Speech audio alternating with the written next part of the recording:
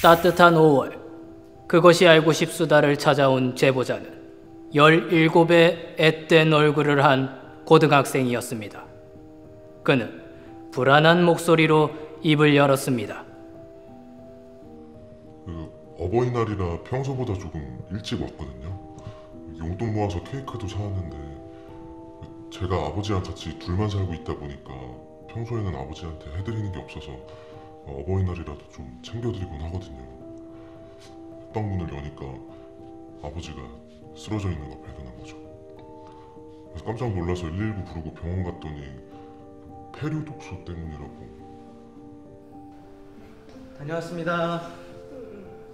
아빠! 아빠 왜 그래? 아빠! 아빠!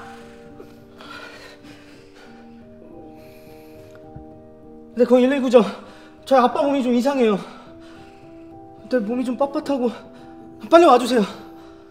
그렇게 119를 부르고 초조한 마음으로 기다리던 제보자의 눈에 들어온 것은 바로 각종 해산물의 흔적이었습니다.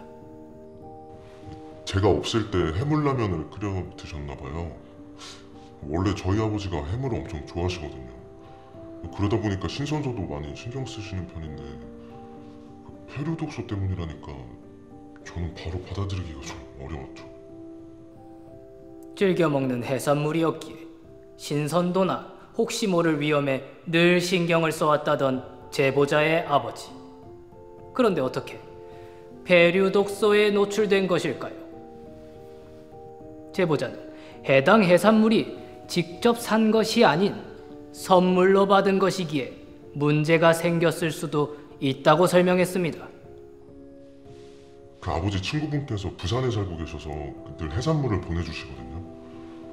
이번에 아버지가 드신 것도 그분이 주신 거라서 아버지가 확인을 좀 제대로 못하신 게 아닐까.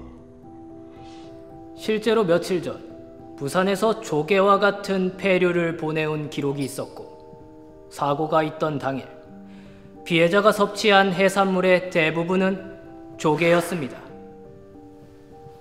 이에 따라 제작진은 폐류 독소의 원인이 바로 이 조개에 있을 것이라 추측했습니다. 그런데 말입니다. 조사 결과 피해자가 섭취한 조개에는 아무런 문제가 없었습니다.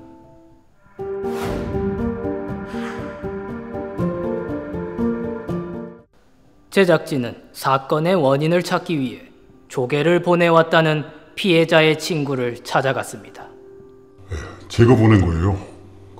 멀쩡하고 싱싱한 걸로 골라서 사서 보냈는데 도대체 이유를 모르겠어요. 이게 한두 번 사서 보낸 것도 아니고 조개에는 진짜 문제가 없어요. 거기서 샀을 때 아이스박스에 다 들어가지 않아서 집에서 구워 먹었거든요. 그런데 멀쩡했습니다. 똑같은 제품을 섭취했는데도 문제가 없었다는 친구의 증언. 판매자 측도 조개 때문에 이번 사건이 일어났을 가능성은 없다며 상황을 일축했습니다. 저희 생업인데 사람 죽을 정도의 독소가 든 걸 팔겠어요? 애초에 저희는 폐류 독소가 허용 기준치를 초과하면 판매를 안 해요. 전문가 또한 폐류 독소 허용 기준이 초과된 폐류는 유통과 판매가 금지되어 있다고 설명합니다. 3월부터 6월까지 국내 유통되는 폐류, 피낭류를 생산해서 관리하여 허용 기준을 초과하는 경우 유통 판매가 금지일 뿐만이 아니라 해수 폐기 조치를 취하고 있습니다. 그렇다면 피해자의 몸에 마비를 일으킨 원인은 대체 무엇이었을까요? 조개가 아닌 다른 이유가 있었던 걸까요? 저희는 제보자가 보내준 사진에서 그 실마리를 발견했습니다. 그 사진은 바로 사건이 일어난 당일 피해자가 섭취했던 해물라면의 흔적이었습니다. 그중 제작진의 눈에 들어온 것은 조개 사이로 보이는 미더덕이었습니다.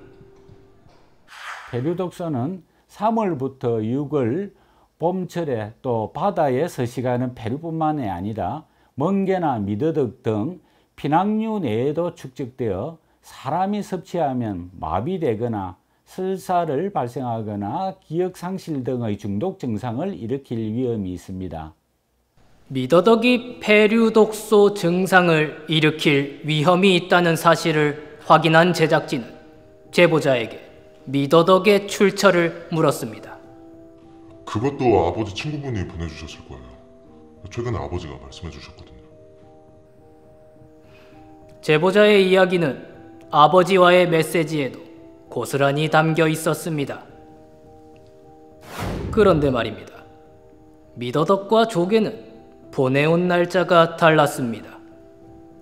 미더덕이 도착한 시기는 4월 12일로 조개가 제보자의 집에 배송된 5월 8일보다 조금 더 이른 때였습니다. 정리하자면 피해자의 친구가 보내준 해산물이 조개 외에도 하나 더 있었고 그 해산물인 미더덕은 이른 시기에 도착했으며 이에 대한 판매처는 확실하지 않았다는 겁니다. 제작진은 보다 확실한 증거 확보를 위해 다시 피해자의 친구를 찾아갔습니다. 그리고 마침내 미더덕의 출처를 발견해낼 수 있었습니다. 맞아요. 미더덕은 좀 일찍 보냈어요. 제가 직접 잡아서 보냈거든요. 미더덕에서 폐류독소가 생긴다는 것은 전혀 몰랐어요. 조개는 신경 써서 좋은 걸로 사서 보냈는데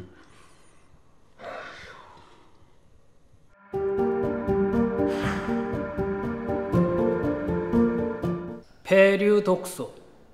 말은 생소하지만 조개 등을 섭취 후에 탈이 났다거나 하는 등의 가벼운 증상을 호소하는 사람들은 흔히 접할 수 있었을 겁니다. 이 경우에는 소화기계 증상을 일으키는 설사성 폐독에 의한 것으로 3일가량이 지나면 금방 회복할 수 있습니다. 반면 마비성 폐독의 경우 섭취 후 입술 주위 마비, 두통, 메스꺼움, 구토, 심하면 근육마비가 일어나거나 호흡곤란, 그리고 사망에까지 이를 수 있는데요. 피해자의 사례는 미더덕 섭취로 인한 근육마비로 마비성 폐독에 해당합니다. 전문가는 개인의 임의 채취와 섭취만 없었다면 이번 사고를 사전에 막을 수 있을 거라고 설명했습니다. 섭취하는 것의 킬로그램당 마비성 폐독은 0.8mg, 설사성 폐독은 0.16mg, 기억상실성 폐독은 20mg의 기준치를 넘지 않아야 하는데요. 따라서 따로 폐류독소 수치를 직접 측정할 수 없는 개인이 만약에 임의로 폐류 및 피낭류를 채취해서 섭취하였다면 이러한 사고에 노출될 가능성이 아주 높아질 수밖에 없습니다. 결국 피해자의 근육마비는 조개 때문이 아니라 친구가 직접 채취하여 보내준 미더덕이 원인이었습니다.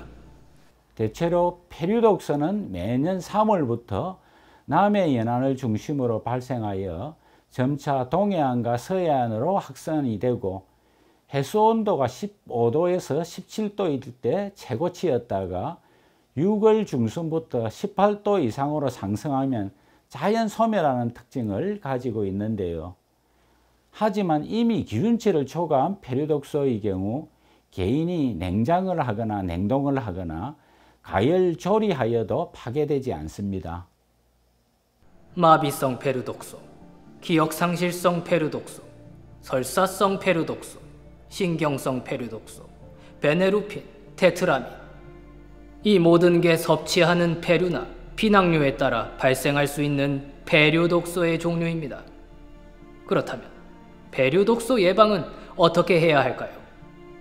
가장 확실한 것은 안전한 수산물을 구매하는 것입니다. 정부는 인터넷 홈페이지 식품안전나라, 식약처 누리집, 국립수산과학원 누리집을 통해 소비자가 안전한 수산물을 구매할 수 있도록 해역별 폐류독소 발생 현황과 품목별 검사 결과 등 관련 정보를 확인할 수 있는 사이트를 제공하고 있습니다. 섭취 시기도 중요합니다.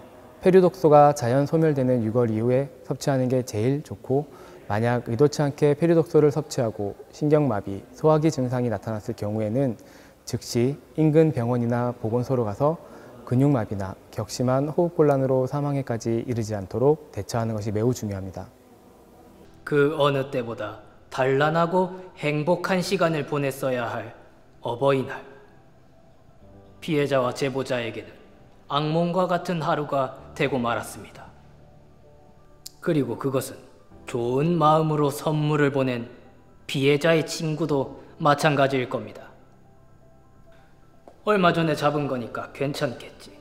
완벽하게 익혀서 괜찮겠지. 보관을 잘했으니까 괜찮겠지.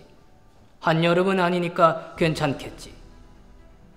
이처럼 정확한 정보를 기반으로 하지 않은 수많은 일반화가 쌓이다 보면 누군가의 목숨까지 위협하는 사고로 귀결될 수 있다는 사실을 우리 모두 잊지 말아야 할 것입니다.